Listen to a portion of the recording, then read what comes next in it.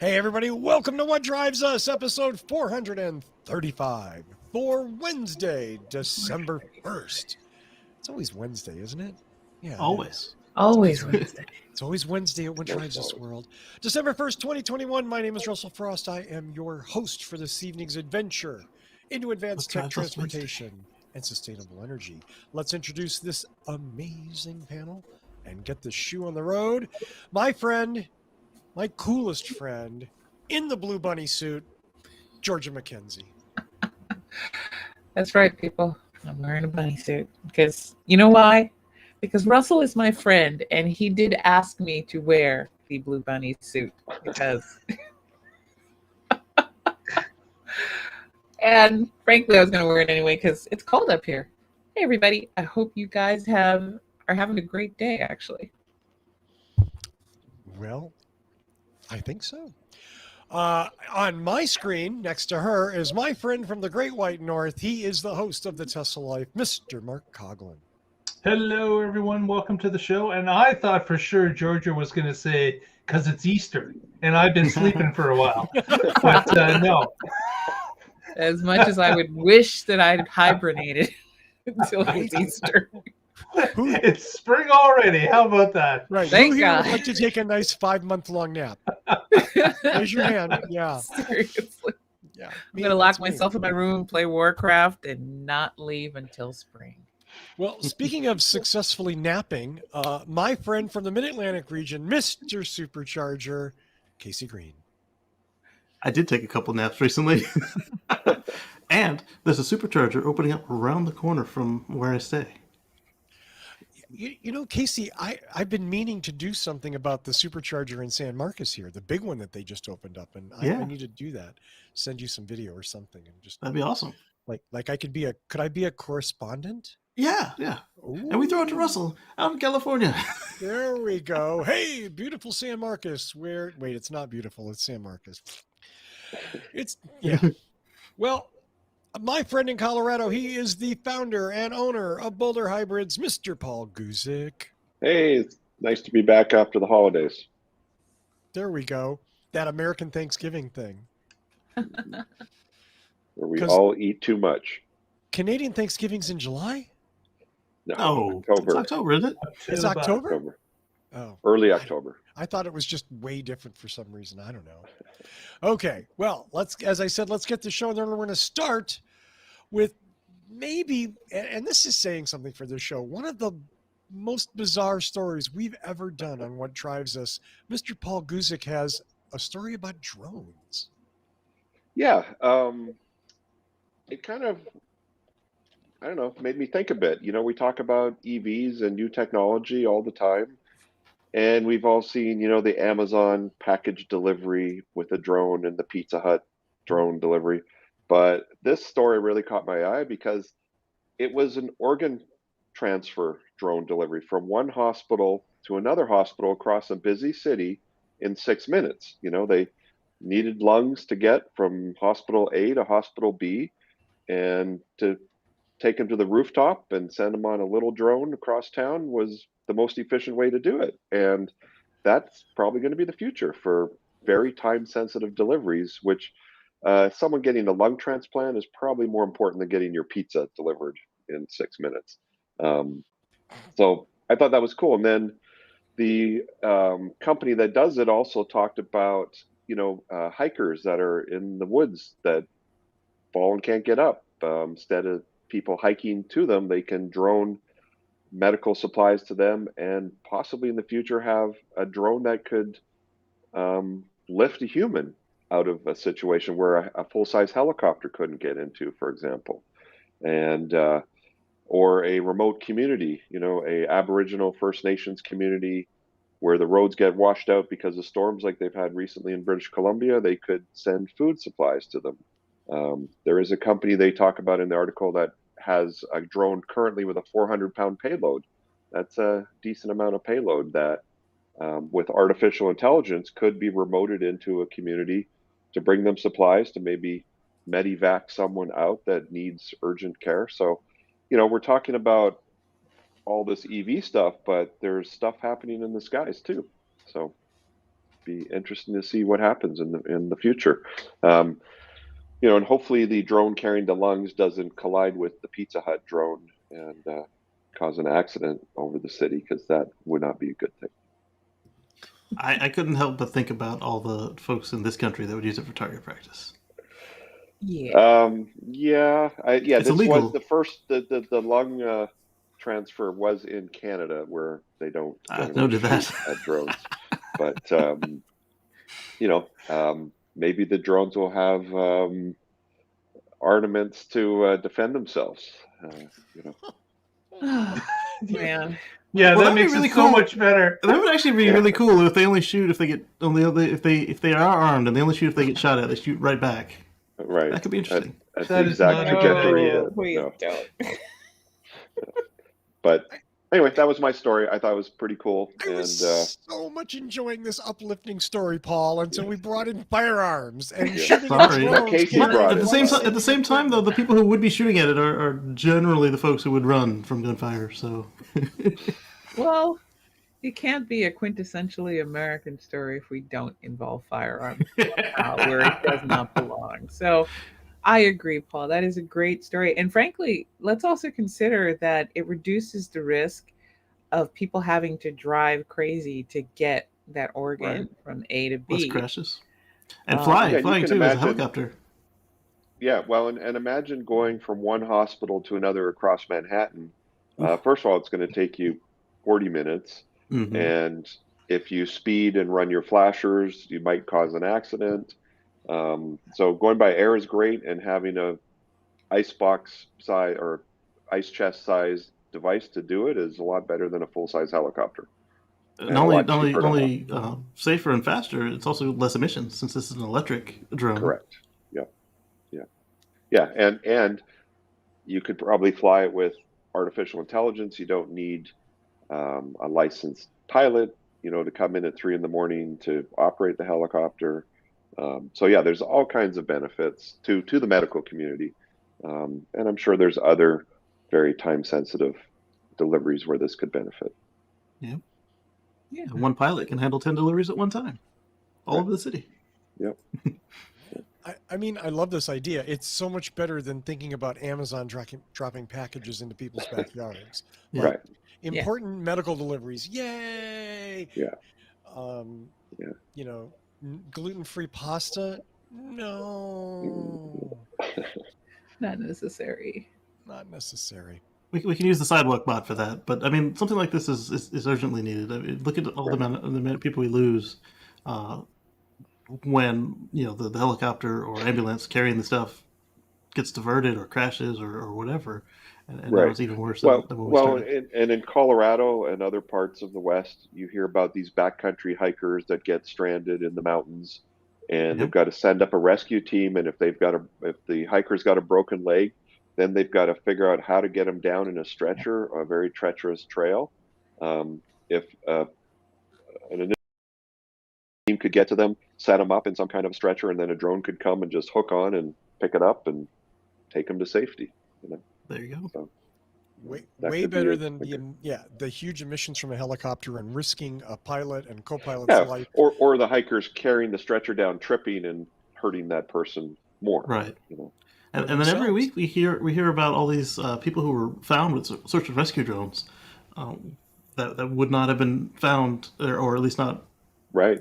as fast, and because time is of the essence in a medical emergency. Right. And they can put sensors on the drone to find the heat signature of a human, and where they don't have to visually look for them, they can just scan for the person. Yeah.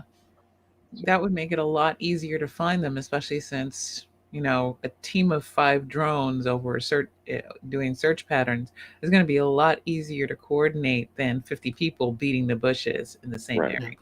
The drone can say, hey, we were doing the pattern, and in 15 minutes we found these 8 signatures, 7 are bears, but here's the guy you were looking for.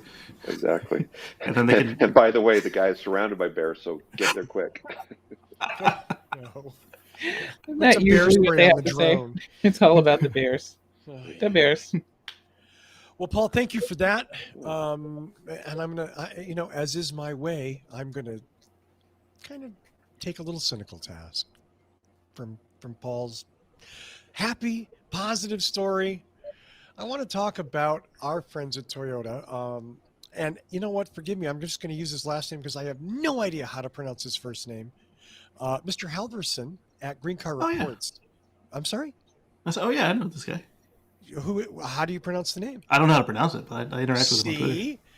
There you go. I call him Ben GT. Ben GT Halverson. Well, there you go. Wrote an interesting story, and it's a little. I thought it was interesting because it was not quite the usual sort of press release fluff, or it wasn't the sort of Ruskell-esque cynical I hate everything take, but it was an interview with some people from Toyota, and talking about the BZ4X, a car that we talked about a couple of weeks ago. And the interesting thing about it was that Toyota's, in Toyota's very own way, has taken sort of a practical bent with this vehicle. And they've said that they're not putting the biggest battery in it that they can intentionally. And they want to do that because of cost. They want to make it affordable.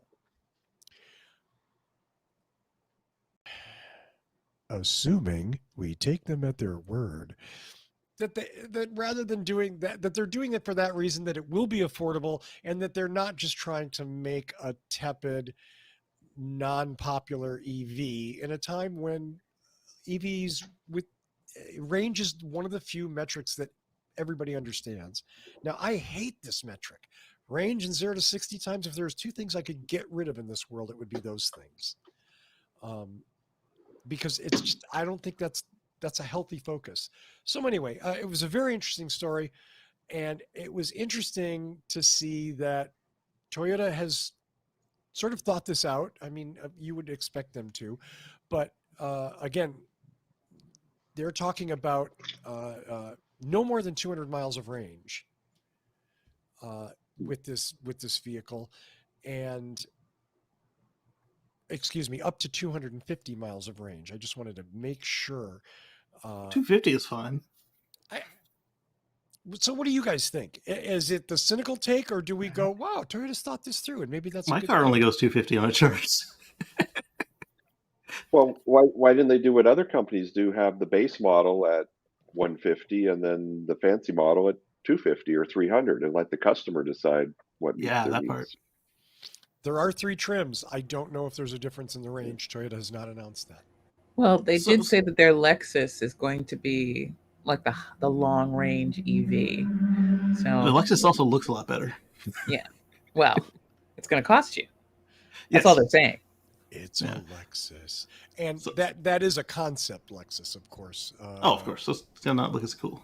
Yeah, no, it's gorgeous, and it's totally not real. But yeah, so I'm not sure why they could not make an affordable vehicle at the basic end, and as Paul said, just add 1 or 2 other options to add extra size of a battery, and bingo, you've got yourself a longer range vehicle. So you've covered all ends. Why would that not be a priority to cover all ends of the market? Well, plus, if that's somebody's focus, they will pay a premium for that instead of going to another brand. Yeah, it does give them their priority. I do like that they are focused on affordability, because there aren't enough affordable EVs out there right now. But to say that range is not important, we do remember the Mazda 100-mile range that just came out, right? That's unacceptable.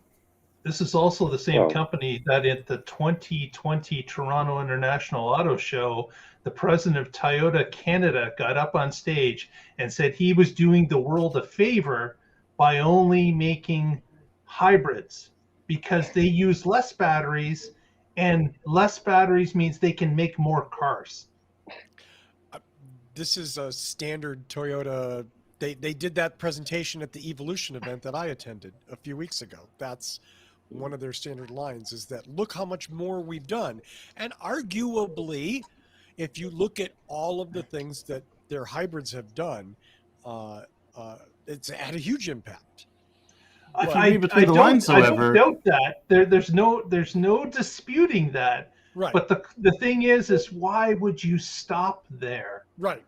Why And would if you you- not progress into an area where you could even do more good? Instead, Yeah. you remain with the status quo that you're comfortable with and that you're making mass production of, and you just walk away from the other side of things. Well, And if, not to play devil's advocate, but they have made a lot of money and built a successful company playing to status quo and affordability. I'm just saying.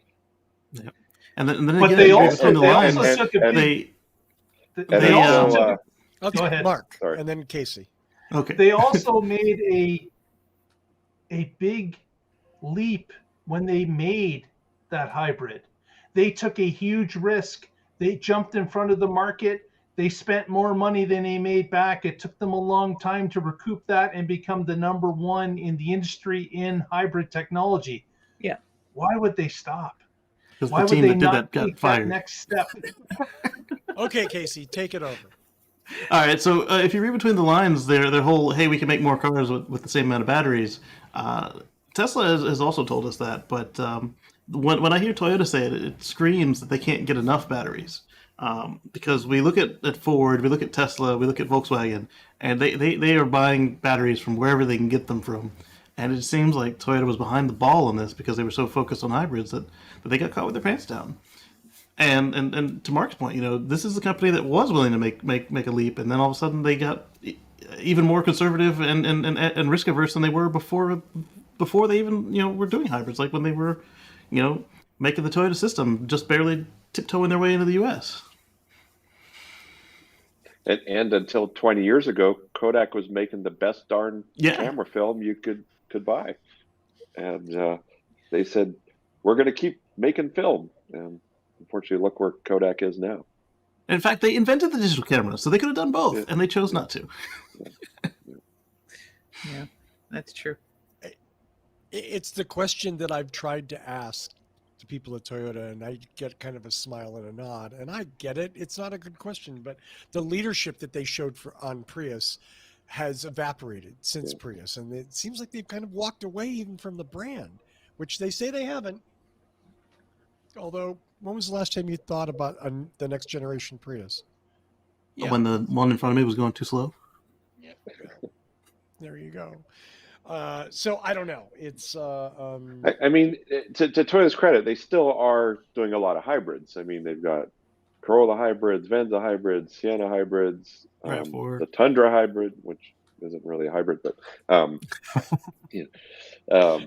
so they still do believe in hybrids. I think they don't believe in the Prius as much as before. They don't believe in sedans.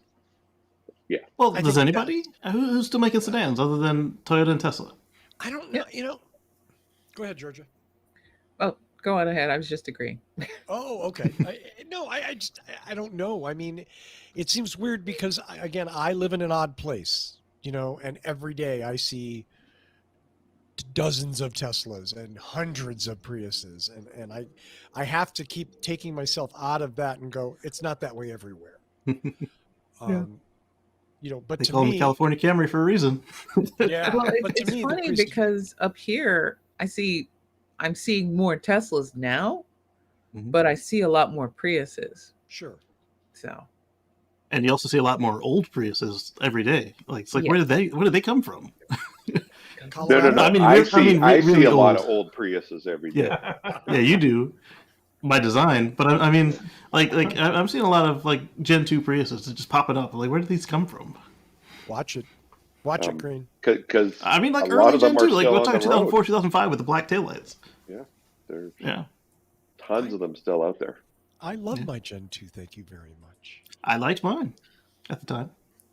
Don't wreck it. I liked mine in 2006. I know that's where you were going. Don't. No, because by 2006 I was in Honda Land, wasn't I? I don't remember. I have to admit I wasn't stalking you then. I have to admit. I think it was 08, 09. Well, let's. There we go. JT24 said he has Gen 2. Thank you. Yay, Gen 2. It was a great car. Like a rock. Absolutely was. Well, speaking of rocks, I don't know where another shitty segue. My apologies, Mark. I'm sorry. Let's go to Speaking Mark of Coughlin rocks. for this week's Tesla, because Teslas are just like rocks. No, wait. You know where you Yeah. find Tesla rocks? rocks. Tesla You know where rocks. there you go. You know where you'll find rocks? In mud fields. I'm gonna. That's an inside joke. Yeah. Oh man. I'm gonna stay out of that because I This don't even know what week's- that means. Tesla information is based on a tale of two gigafactories. We've got Gigafactory Berlin and we've got Gigafactory Austin that are both being built and are racing to the finish line. Today, we've gotten a few reports, this week, that, for example, Giga Berlin has now started to hire end-of-line drivers for January. This, of course, is hinting at production because an end-of-line driver, their job is to drive the vehicle that's being made on the assembly line off the assembly line, put it into a parking space for delivery. So Tesla has started to hire these people in Germany, and that kind of hints that they're getting close. Also, Can't they just do FSD, self-parking? well, eventually. So they're hiring people to lay them off at some point in the future. Oh God. But I actually said in the show, I said, "Is this a that'll be temporary position?" that'll be another article on another day, Paul. That's not the issue right now.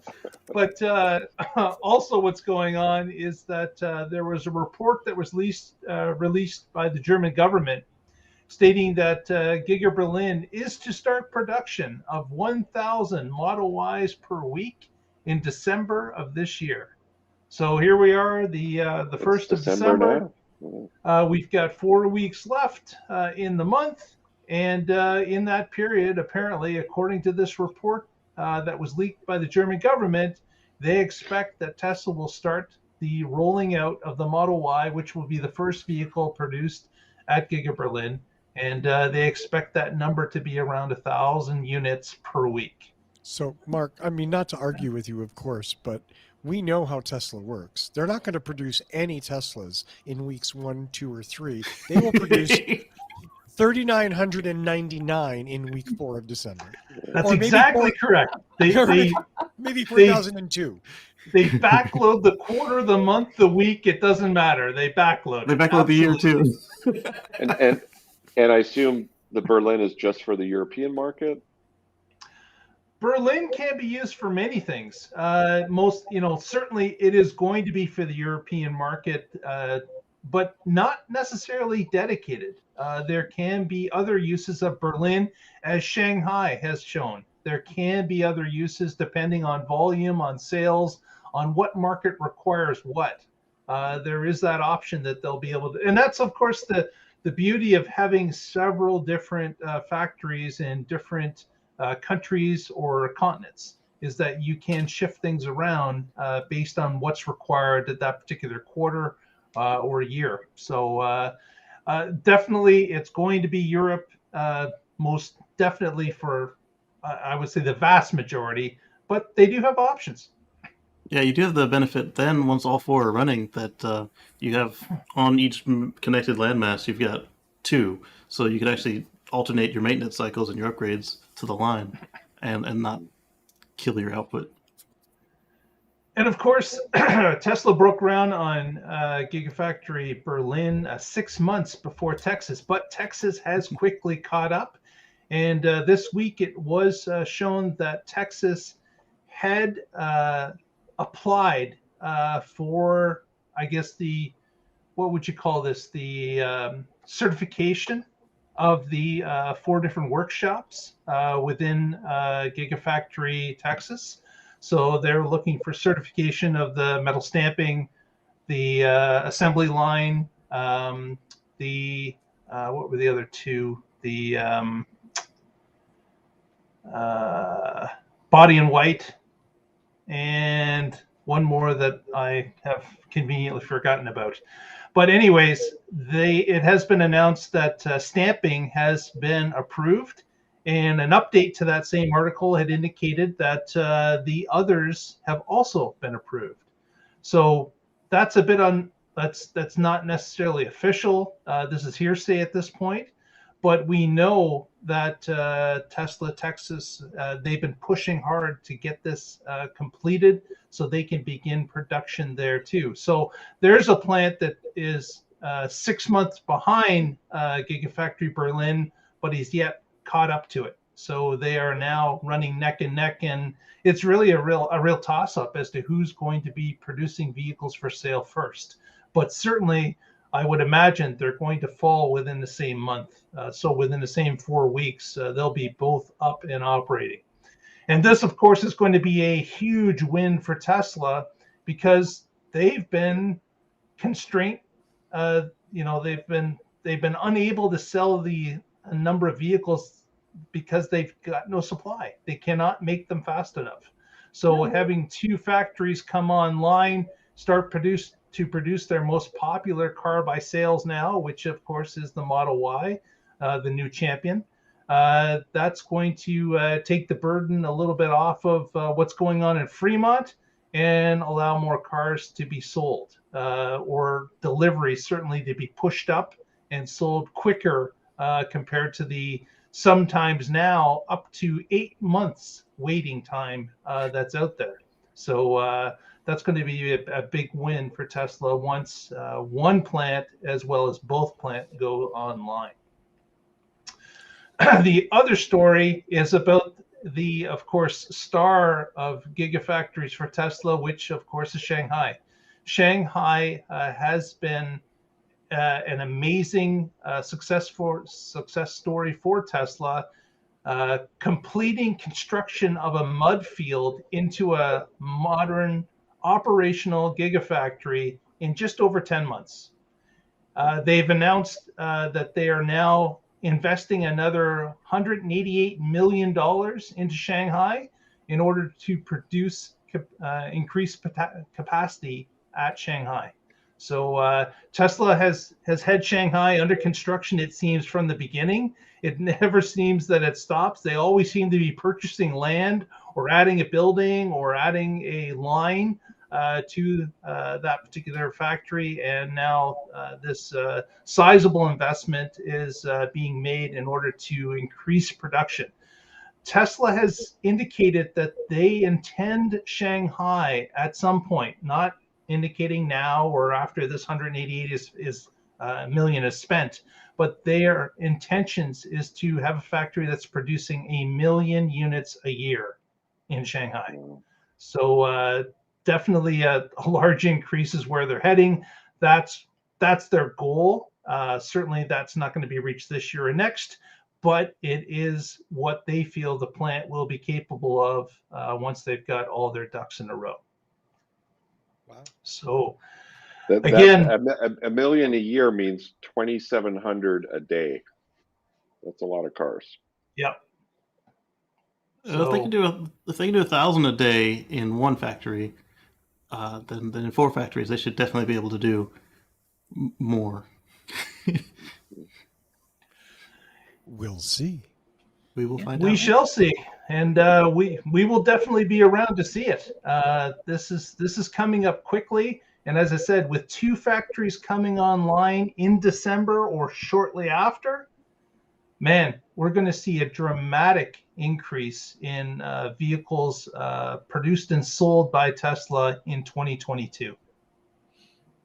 Hey, Mark. And of course, it's no slouch for the end of 2021 either. We're going to have an increase, we believe, as well over what happened in 2020. So adding 2 factories to the mix, there's going to be quite a jump for the following years as we go forward. So we'll keep an eye on it. Certainly, if you want to follow more updates on this, you can follow us on our Twitter feed at The Tesla Life. And of course, you can also subscribe to our YouTube channel, The Tesla Life Show. And feel free to do so at any point. Back to you, Russell. What was the question, Georgia? Oh, I was going to ask if there was any signs that the delays had been affecting sales at Tesla. But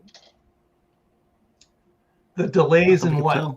In production, being able to buy a vehicle, having to wait that long. I am sure that some people that have never owned a Tesla before probably look at that and may give them pause Am I going to order a vehicle that's going to take 8 months for it to be produced? I'm not sure if I'm willing to wait that long, especially the public that's used to going to a car lot and picking one out from what's on the lot. That may be a big change for someone and may provide someone pause for doing so. I went past a Nissan store at lunch and they had 5 cars. Well, that's true. In today's market, it seems to be the norm for all car manufacturers. But someone that's been purchasing a nice car forever, this is kind of a unique situation. Yeah. Okay. Yeah. Interesting. Absolutely. Thank you. Well, Mr. Coughlin, thank you so much for the Tesla Life, or This Week in Tesla. And as he said, do follow him on Twitter at the Tesla Life, or look for the shiny red logo on YouTube, the Tesla Life Show.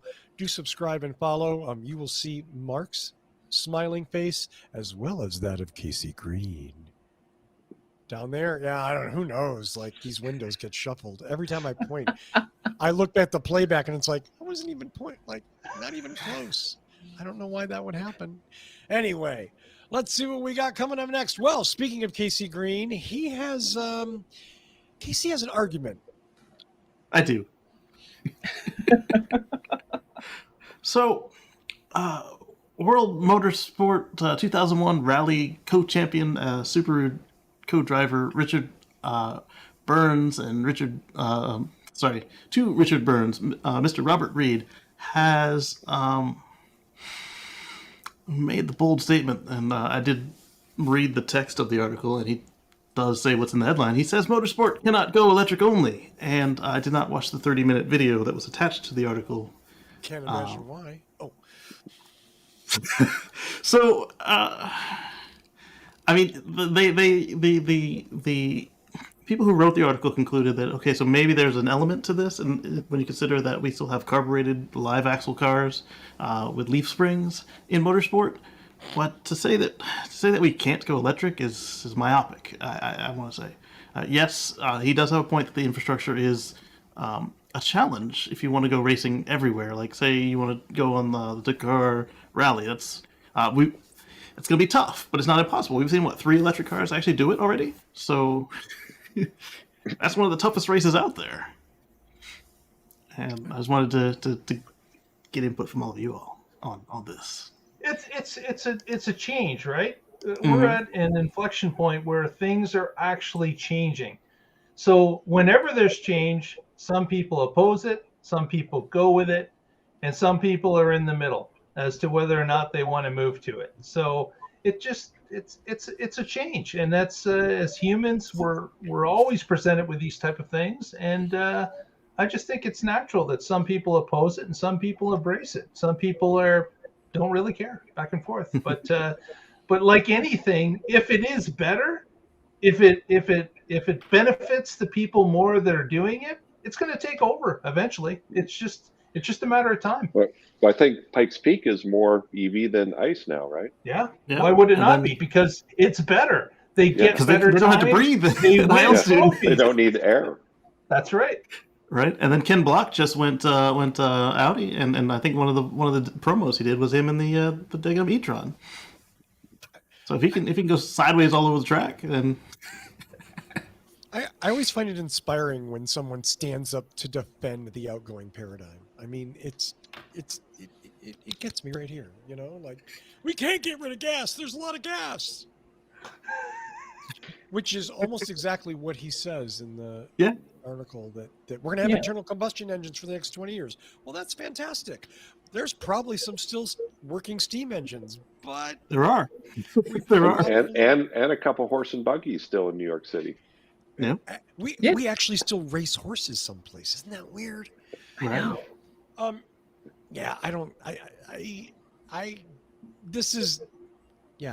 Yes, I agree with everything that all of you have said so far, which is just like, whenever there's a paradigm shift, there are going to be people that sort of react against it, and it's reflexive, I think, more than intellectual. And I think electric racing will be a good thing. It'll be quieter. It won't be as smelly and polluting and horrible, and it'll still be going really fast and doing cool things. Yay! And they're not silent. They're just a lot quieter. Like, if you see my car doing 100 down the track or more, it's not silent. It sounds like a jet. Well, it's going to go the way JT makes the point that film Yeah, versus JT. digital was the same. But the truth is like, yeah, there's still people who shoot film, and they're niche, and they do it for specific aesthetic reasons, and that's cool. But the thing is, all it takes is a car to keep winning. That's it. And as EV cars pile up wins, eventually it's just gonna be like, look, hey, they're what's winning. Yeah, I don't want my name on the car that's always losing as a sponsor. Yeah, just because it's gas, we have to keep getting. No, Unless I'm the gas engine maker, that might make sense, but maybe. Maybe. Or maybe you could start making electric motors. You know, I mean, Yeah. I get that it's different, but that's okay. You know, the racing motors have changed probably a little bit in the last 60, 70, 80 years. Shell sells electricity for EVs. Well, yeah. I'm not saying they're the best at it or anything. I'm just saying that if they can do it, then Yeah. what's your excuse? Some people are really terrified of change, she said, noting the universe.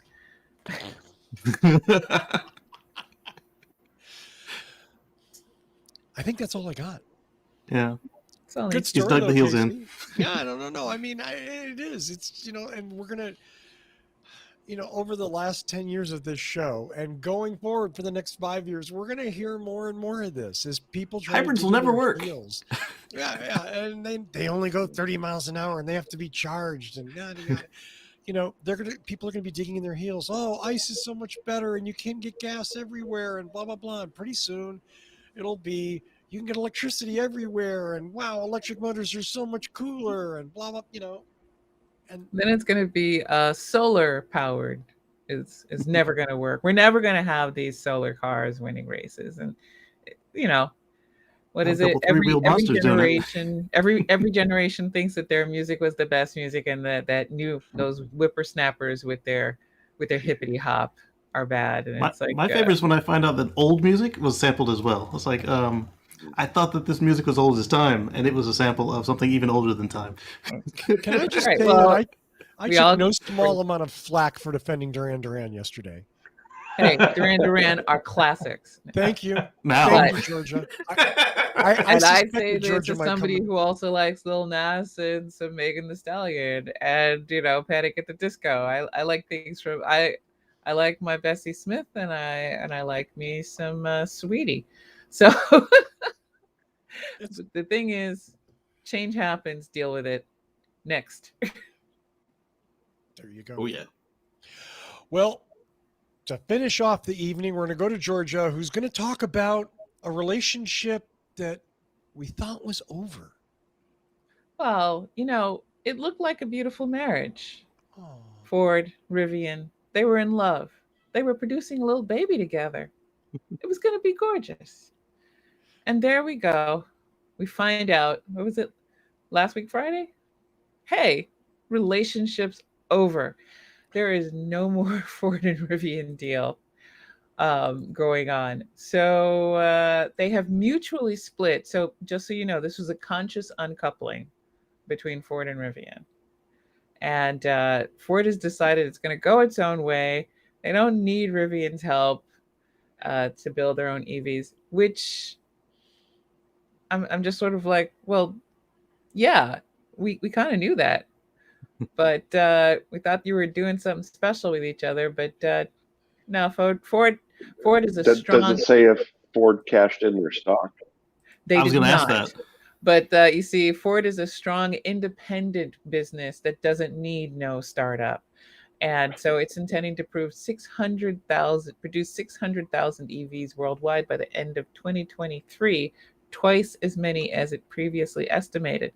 So it really does not need it. But the plan was to use the skateboard platform from Rivian, but now Ford just says, hey, we don't need it. That does not mean that they're not still at least sneaking around with each other, you know, having little tete-a-tetes in clandestine rooms, little quiet They're champagne meeting at dinners. the Motel 6 on the outskirts of town. That's right. Well, they're not going to go to the big lit up places because, they publicly split, but no, they're not. However, don't think that they've given it up. Ford is still holding a lot of stock. They're not going to give up. They're just not going to be tied into each other. They're still a major investor. They have not given up on being an investor in Rivian. So that financial support and tie is still there. The statement, what is it? Seriously, this is written just like some kind of celebrity divorce. As Ford has scaled its own EV strategy and demand for Rivian vehicles has grown, we've mutually decided to focus on our own projects and deliveries. Our relationship with Rivian is an important part of our journey, and Ford remains an investor and ally on our shared path to an electrified future.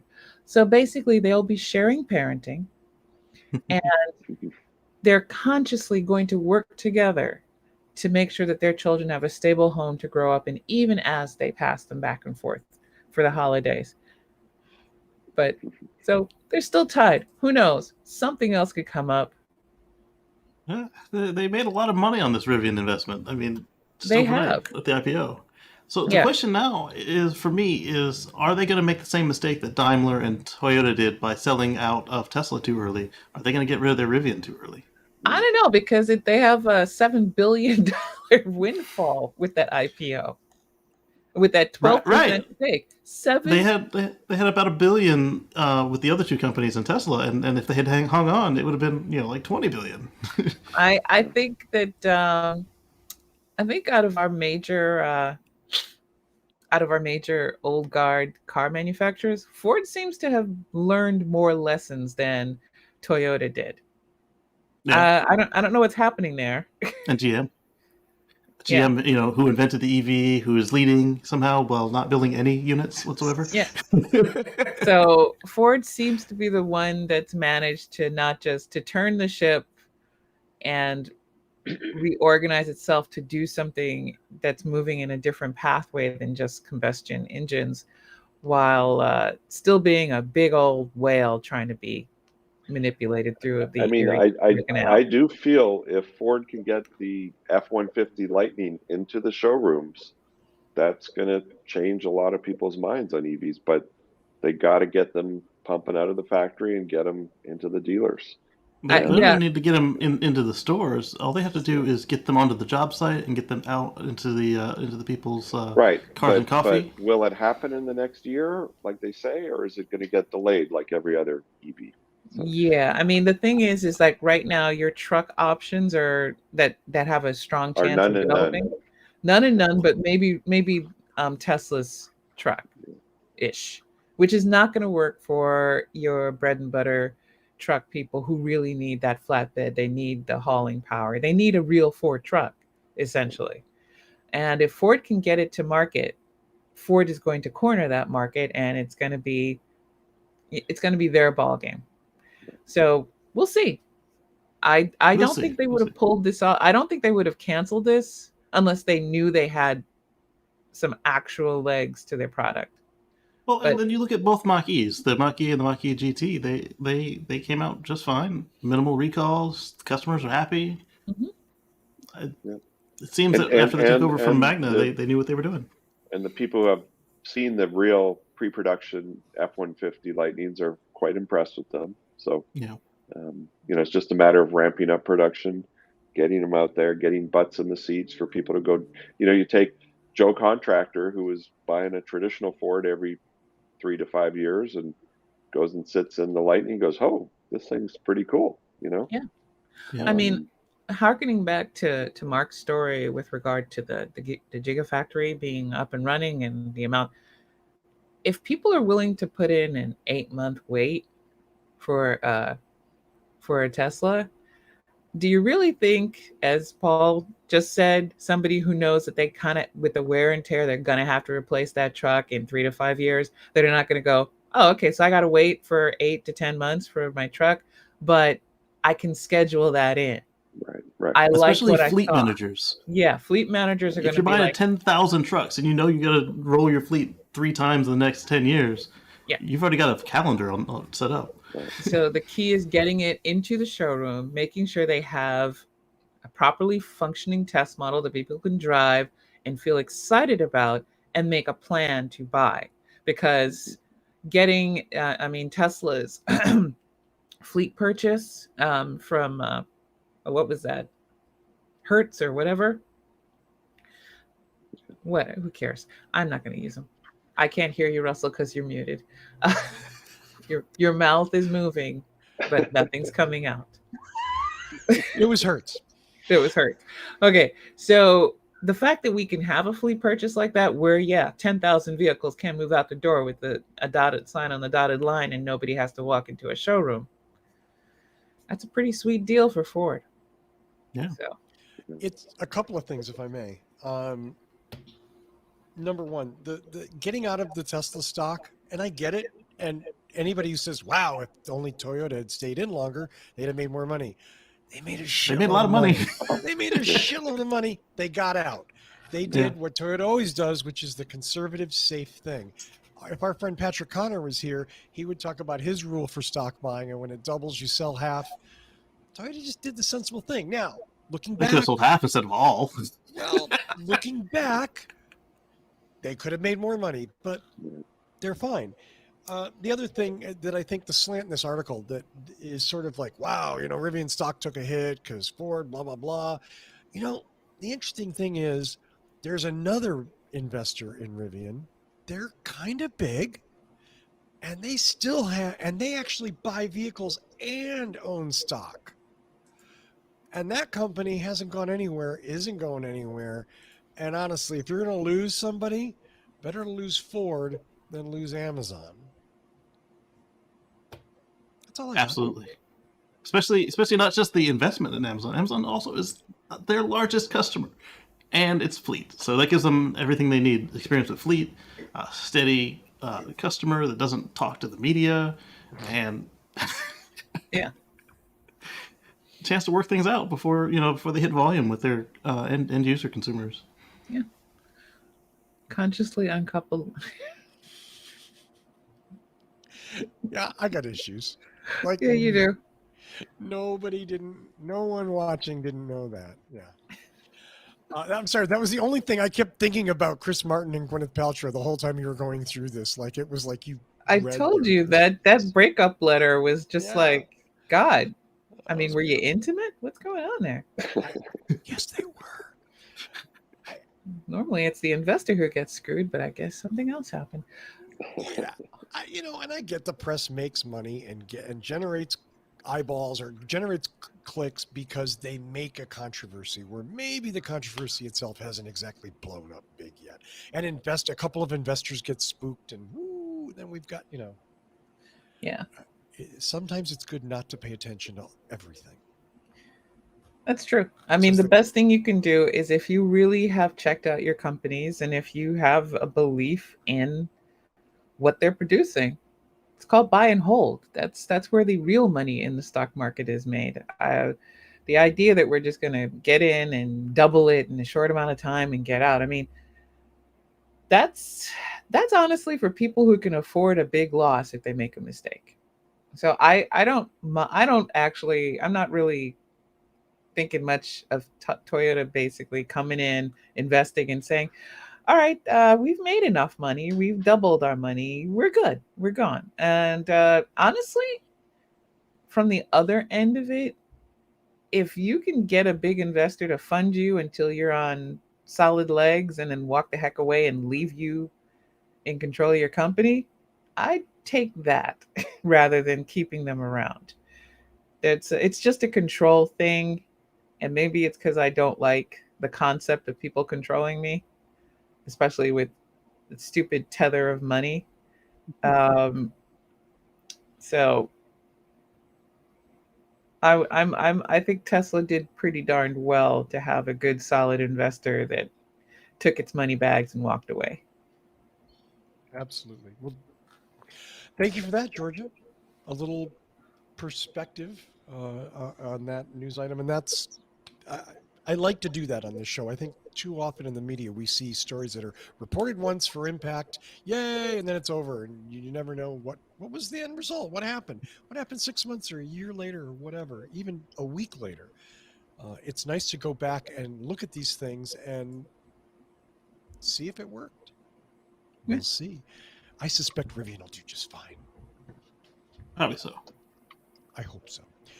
Let's do some shout outs and go home. I think that is a successful evening. I'm going to start with Kacey Green. So I've got an experience of riding with FSD 10.5 in the rain. The car drives me throughout Falmouth, Massachusetts. It's outside, or it's a part of Cape Cod. It's outside Martha's Vineyard. You can take a look at that. And then on Sundays, we've got a chat. And then I've also got a destination charger review that I'm working on right now of the Palmer House Inn in Falmouth, Massachusetts. You can find that at youtube.com/Kacey Green. KACEYGREEN. Thank you. Do visit Kacey's YouTube channel and do subscribe so that you get updates on his many, many videos. Mr. Coughlin, what's going on? I would like to ask the viewing public to give us a thumbs up at this point and press that subscribe button if you haven't, because it helps us out and it costs you nothing, and it's not going to get any cheaper. Trust me. So please help us out. We tried. we had a Black Friday sale. It just wasn't successful, right? Nobody bought anything. Just Half price of free. half price off of free. It just doesn't work. What can you do? But it helps us out, and you're supporting the show, and it costs you nothing. And Russell is loaded. He made that $1 at a time. That is prop money. $2 at a time. Thank you very much. Oh. I don't want to know how you got $2 bills like that. Tooties. He worked American extra for Paul. tooties. He took him out of his G-string. Oh, TMI. TMI. You know, I'm sorry. Wonderful Alice Fraser, Australian comedian, monologist, podcaster. If you don't listen to The Gargle, you should. Did a wonderful. They were talking about strippers and how in America dollar bills, and she's like, no, but everything below a 5 in Australia is a coin. So you either get bruised or you're making good money. Just saying.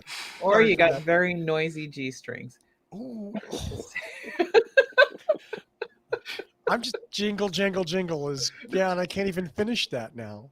Yep. We just actually went into the, I'm Off sorry, the Mark. rails. Would you like to continue, sir? No, I'm done. No. I am not following that up at all. You're smarter than me, Mark. Thank you. Thank you very much. Mr. Guzik, what's going on with you, sir? Same old thing. Thanks everybody for joining us after the holiday break. And if you happen to be in Colorado, check us out, boulderhc.com. We fix hybrids and EVs and sell cars once in a while, though right now we don't have much for sale like every other car dealer in the country. So Wow. hopefully you don't need to buy a car because there ain't any cars to buy. Yeah, absolutely. Well, do follow Paul. Visit his website, and if you're anywhere on the Front Range and you have an electric car or a hybrid car, Paul is the man to see. And last but not least, my favorite bunny suit denizen, Georgia McKenzie. So hopefully, because I've heard a lot of questions from people about the infrastructure bill, I am hoping to get some answers from a couple of congresspeople and my local, very sustainably focused city on, hey, so those public chargers, how are we going to do that? Because there's no clarity in the bill on how they plan to do that. And as much as I like the provision, the devils are always in the details. How is it going to happen? Where is it going to happen? When is it going to happen? So hopefully I can get something for you for next week. If not, it might be another week because Lord knows it's a busy life over in Congress as they try to get things done before they wrap up for vacation. And so stuff should be coming up on that. And I'm also going to be looking at the best act, which is incorporated in the bill, which is a battery, more storage for our grids kind of bill that was included. There's, as I told you guys, there's always so many things in these really massive bills. This isn't even an omnibus bill. It really is focused on infrastructure, but there's a ton of little things that I think you would like to know more about. And since nobody with any legitimacy is talking about it, they're just kind of, I don't know what our media does actually, not anymore. I'm more than willing to try and hunt down details. If there are things you would like to know, don't be afraid to drop a line to Russell because I don't want to talk to you directly. Um, let him know what you want. No, that's not true. Shoot us an email or give us a comment. Is there a question particularly that you'd like to know? And while you're at it, hanging out there in the comments, hit like, hit subscribe. Your likes help the algorithm for our program. So hitting like after each one, hey, we know you're not stalking us. We know you're helping us. It makes us feel good. And while you're at it, bounce on over to Mark over at the Tesla Life. Sit down, watch his shows, hit a like, hit subscribe. Help us out there because you know you like to get the Tesla Life. You like all the details that he provides for you. And when you're done, you get to watch Kacey basically improve the AI of Tesla cars so that when they take over and control us all, he will be, junior overlord instead of one of us peons being enslaved by Tesla car AIs. So hit like and subscribe there too because you want to be an upper level peon. You don't want to be the low level ones. If you need a car, don't forget Paul over in Colorado over at Boulder Hybrids. And if you need repairs, because you're not going to buy a car anymore. Everybody's buying every car and we're all waiting months for the next Tesla. So if you need something repaired, including your Prius, Paul's the man to see. Thank you, Georgia. Thank you so much. As always, I want to thank Michael Manring for his amazing theme music. Visit him at manthing.com. Buy a song, buy an album, do something. Support the people that support us because we appreciate that. I want to thank Kacey Green, Paul Guzik, Georgia McKenzie, and of course, Mark Coughlin. No bad segue, Mark. For being on the show tonight. And of course, thank all of you who showed up. Everybody in the chat, JT, Bruce Nelson. I saw 010 in there. I think that's everybody tonight. So thanks very much for showing up in the chat. And Hockey Day. Appreciate it. Oh, and Hockey Day. Is Hockey Day there? Yeah, he's there. I didn't even see Hockey Day. Hey, Hockey Day. As always, tune in next week and find out what drives us. Good timing, Kacey. Just Leon.